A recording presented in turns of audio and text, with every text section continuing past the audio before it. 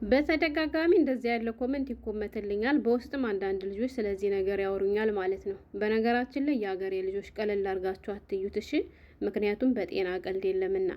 መይሙዬ ስራውን ስታዩ ቢበዛም በሲስተም ይሰራል። ያልፍልኛል ብዬ መሞቴ ነው ዳይፐር በመቀየር ትላለች። ሌላኛው እህታችን ደግሞ እሺ ግን ምከሪኝ በእናትሽ። አሁን ኮንትራቴ ነሐሴ ላይ ጨርሻለሁ፣ ግን ኢቃሜ የተሰራው በመጣው በ3 ወሬ ነው እና አሁን የ2 ወር ደሞዝ አልተቀበልኩም። ሁለተኛው 15 ቀን ነው የቀረው እና ደሞዝ የምጨምርሽ የኢቃማ ቀን ሲያልቅ ነው እንጂ በመጣሽበት አይደለም ብላ አሁን የ2 ወር 2000 ብር ብትሰጠኝ ልስማማ ወይስ ወደ ሀገሬ ልሄድ? እኔማ በመጣውበት አስባ ካልጨመረችኝ አልሰራም ብዬ ልቀመጥ አስባለሁ። ምከሪኝ። ምክር የምሰማ ሰው ነኝ። ደግሞ ብታይ አሮይቷ ለቃለችና ሽንቷን ትለቃለች። በቃ በሸናሽ ቁጥር ሳላ እንደወለወልኩኝ ነው ያለሁት 2 አመት ሙሉ። አንዳንዴ ካካዋ ያመልጣታል። ማርያምን ግን ልጄን ያላባት ስለማሳድጋችየዋለሁ። አንዳንዴ ሽንቷ በጣም ያፍናል። መድኃኒት ስለምትወስድ በጣም ይሸታል። ብታይ አንቺ ከምትለቂያቸው ቪዲዮዎች ብዙ ተምሬያለሁ እኮ። አንዳንዴ መሽተት ለምንድን ነው የማይሸተው? ራሳችሁን ጠብቁ የሀገሬ ልጆች። መይሙዬና ቤተሰቦቿ ምክራችሁን ለግሱኝ። ልሞት ነው በሽንት ሽታ። ሴትወይቱ በየቦታው ነው የምታንጠበጥበው። አንዳንዴ መኪና ውስጥ ትለቀዋለች። ኦፍ ተወርቶ አያልቅም። ከቻልሽ ስልክሽን አስቀምጭልኝ፣ በውስጥ ላውራሽ እፈልጋለሁ። ወንድ ልጆቿ 12ና 18 ዓመት ያላቸው እነሱም ይሸናሉ ካልጋቸው ላይ። አሮይቷ ዳይፐር ትለብሳለች። እኔ ነኝ የምቀይርላት። ከመጣሁ ገና 1 አመቴ ነው። አፍንጬን በጣም ያፍነኛል። ስመረመር አስም አለብሽ ተባልኩኝ። አልጋ ልብስ፣ ብርድ ልብሳቸውን በየቀኑ ስለማጥብ ከጥቅም ውጭ ሁኛለሁ። አንዱ ኩላሊቴ ያመኛል። በራሴ ብር አሳፍሪኝ ብላትም እምቢ አለችኝ። ምን ላድርግ? አላህ አግዛችሁ የሀገሬ ልጆች። ወላሂ በተደጋጋሚ እኔ እነዚህን ዝም ብዬ መጣሁ እንጂ በጣም ብዙ እህቶች ስለዚህ ነገር ይኮምታሉ ማለት ነው። ትናንትና አንድ ቪዲዮ አካፍያችሁ ነበር የሀገሬ ልጆች። እሱም ምንድን ነው ስራ በዛብን ብላችሁ ስራችሁን አታበላችሁ። እኔ ሁሉ ስራ እየሰራሁ ነው፣ ይሄን ያክል አመት የኖርኩት ብያችሁ ነበርና በዚያ ቪዲዮ ላይ በጣም ብዙ ኮመንት ተኮምቷል። እንዲሁም ሰሞኑን አንዱም ዩቲዩበር ነች የ5 ደቂቃ ሪከርድ አድርጋለች። ሪከርዷን ሰምቼ ራሱ ዝም ብያት መይሙ ይሄን ሁሉ አዋይቼሽ ሪከርድን ሰምተሽ ዝም ትያለሽ እንዴ ስትለኝ ነበር የመለስኩላት። እንዲሁም ሌላኛው እህታችን ከዛ ቤት 6 ሰው አላለኝ፣ 6ቱም የዚህ አይነት እንትን አለባቸዋለች ማለት ነው።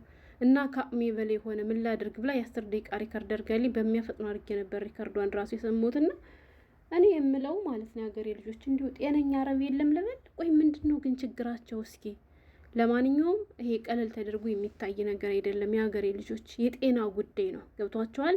ዛሬ እንዲህ ዋጋ የምንከፍለው፣ ዛሬ እንዲህ ትንሽ ትልቁ እየገለመጠን የምንሰራው ነገ ያልፍልናል፣ ለነገ የተሻለ ህይወት ይኖረናል ብለን ነው። ያን ደግሞ ማድረግ ማስቀጠል የምንችለው ጤነኞች ስንሆን ነው። ስለዚህ ቅድማ ለጤናችን ነው መስጠት ያለብን። ጤናችን የሚጎዳ ነገር ከሆነ እንደኔ ጥላችሁ ውጡ። ይችኛዋ እህቴ በጣም አሳዘነችኝ ግን የኔ ውድ ማለት ነው። ልጄን ያላባት ስለማሳድግ ነው ያለችው። ይችኛዋ ልጅ ደግሞ እንደሰማችኋት መኪና ውስጥ ኧረ እንደው አላህዬ እንደው አንተ መጨረሻችን አሳምርልን። አንዳንዶቹ በነገራችን ሊያውቀው ነው የሀገሬ ልጆች። ይሄንም ብላችሁ የቻልኩ በራሴም ደርሶብኝ አይቼው ነበረ። ጥንባጥን ቤት ተጫወትብኝ፣ እኔም ተጫወችባት በጊዜ ተገላገልኳት እንጂ ማለት ነው። ለምን ብትሉ ብዙዎቹ ስራ አይሄዱም። እነዚህ አጓጉሎቹ በጤና ምክንያት እድሜያቸው ገፍቶ ምናምን የሚሆነው እሱ ምንም ማድረግ አይቻልም የሀገሬ ልጆች። ገባችሁ?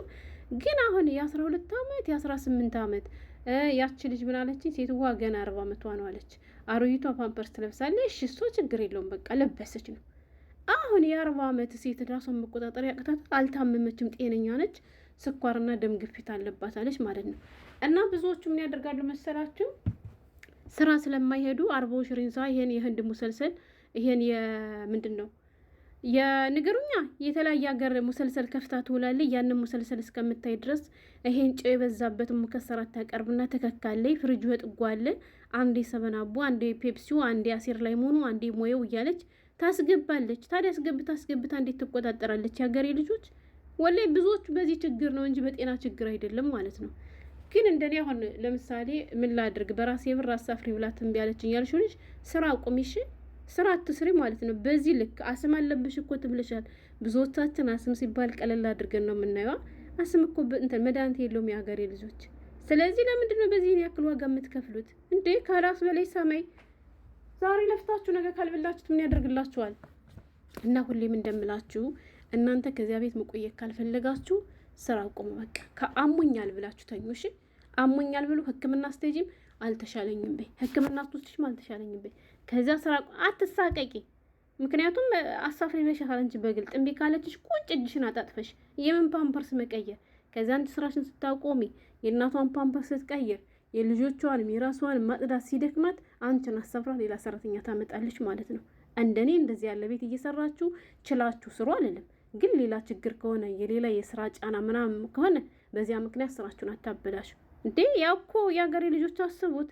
ለማን ሲባል ይህን ያክልማ ዋጋ መክፈል የለብንም እንዴ። እኔ ያልኳችሁ እንደኔ ቤቱ ትልቁ ነውባችሁ፣ ቁርስ ላይ የምትሰሩ፣ ምሳ የተለያየ ምግብ የምትሰሩ፣ እንዲሁም ደግሞ ጣፋጭ ነገር በብዛት የምትሰሩ ምናምን ከሆነ ይቻላል አልኳችሁ እንጂ ይሄን ያክል ጤናችሁን አደጋ ላይ የሚዳረግ ነገር አይቻልም። እና ስለዚህ ቤት ቀይሮ አገር ቀይሮ አሳፍሩን ብላችኋቸው አሳክሙን ብላችኋቸው እምቢ ካሏችሁ እጥፍ ብላችሁ ተኙ። መጀመሪያ ክፍላችሁን አጽዱ፣ ክፍላችሁ ስለሚመጡ ማለት ነው።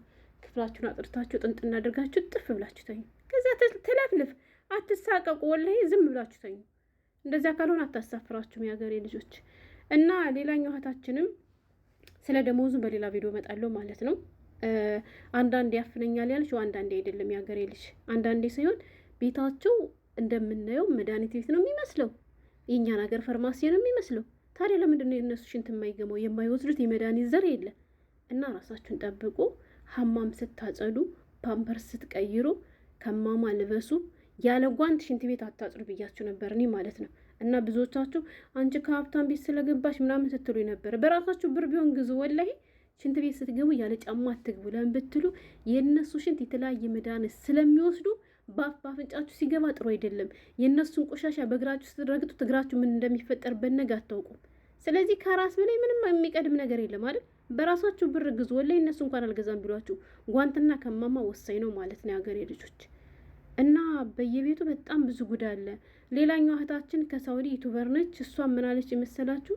በዚህ በጣም ወፍራም ነች። እሷ ደግሞ እሙዬ ቪዲዮን ከሰማሽ እንግዲህ ቻይውሽ እና ሰዓት ራሱ እንደዚህ ላይቭ ላይ እንዲሁም ደግሞ ቪዲዮ ስትሰራ ሰዓት በጣም በጣም ወፍራም ነች ብቻ። እና እሷም ደግሞ እንደዚህ ያለ ችግር አለባት። አሁን ሀገር ገብቼ አረብ ሀገር ልመለስ ነበር እና ኳታር ልሄድ ነበር። ስለ ኳታር የምታውቂዋለሽ ወይ? የትኛው አረብ ሀገር ይሻላል ስትለኝ፣ እንዴ እሙዬ አንቺ እኮ ወፍራም ነሽ፣ ድጋሚ አረብ ሀገር ልትመለሽ ነው እንዴ ምናምን ብያት፣ ምን ላድርጋው ከዚህ መቀጠል አልፈልግም፣ ምክንያቱም እንደዚህ ያለ ችግር አለብኝ እና በዚህ ችግር ልለቅ ነው አለች ማለት ነው፣ በዚሁ በሽንት ምክንያት። እና በአብዛኛው ይችኛዋ ልጅም ደግሞ 6 ቤተሰብ አለን ያለችው፣ 6ቱ ሁሉ የዚህ ነገር ተጠቂዎች ናቸው። እኔ በዘር ይተላለፍ የሚሆን አላውቅም። አላህ እንደው አንተ ይቅር በለኝ። ግን ያም ሆነ ይህ እኔ ሌላ ነገር አላችሁም የሀገሬ ልጆች፣ ኩንትራታችሁን እስከምትጨርሱ ስሩ። ግን የሚያሳፍሯችሁ ከሆነ ከአማችሁ በላይ ከሆነ ሀገራችሁ ግቡ፣ ተዛወሩ። ግን ደግሞ ከማማና ጓንት ለብሳችሁ ስሩ። አንዳንዴ ደግሞ የሀገሬ ልጆች አውቃችሁ ሳላችሁ ሳይመጣ አስሉ። እሺ ሳላችሁ ሳይመጣ አስሉ። ከዛ ደግሞ ሽንት ካለበት ክፍል ስትገቡ ሶፍቱን ተጠቀልሉና አፍንጫችሁ ውስጥ አስገብታችሁ አስነጥሱ። እሺ ለምን ብትሉ ይሳቀቃሉ፣ ይመረራሉ። የኔ ሴትዋ አንድ ሰሞን እንደዚህ አስታድርገኝ ነበር። ከዚያ አንድ ቀን ሰውየው ሊወጣ እንደሆነ አወቅኩኝና ቁሜ የእሷን ሽንት ቤት ሳላጸዳ በሩን ከፈትኩትና ወጣሁ ወደ ሳሎን ማለት ነው። በጣም ስላለው እዚያ ጠራኝ። እሱ ከታች ነው። ምን ሆነሽ ነው ሲለኝ ሪሃት በውል አልኩት። ወይን ሪሃ በውል አለኝ ማለት ነው። ሀማማ አልኩት። ኬፍ አለሱ። ከዚያ መጣ ወላሂ ላዚም።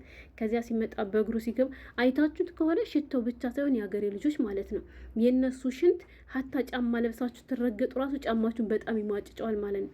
ከዛ ጅሬ ደግሞ ሱጥ እያለ ሀማም ውስጥ ይገባል በባዶ እግሩ እንዴት አድርጎ ያስረምደው። ውሹ ሀዳ ሌሽ ሀዲ ደረጅ ምናምን አለና ላትነድፍ ያለኝ ማለት ነው። ከዚያ እሷም እንዳታጠቻለች እንድሽ ካሳስያ ሀላስ ያወርገም ሰድርች ምናምን አለች እና አታጅ ዲቶልና ጀፍ አስቀምጭልኝ አለችኝ።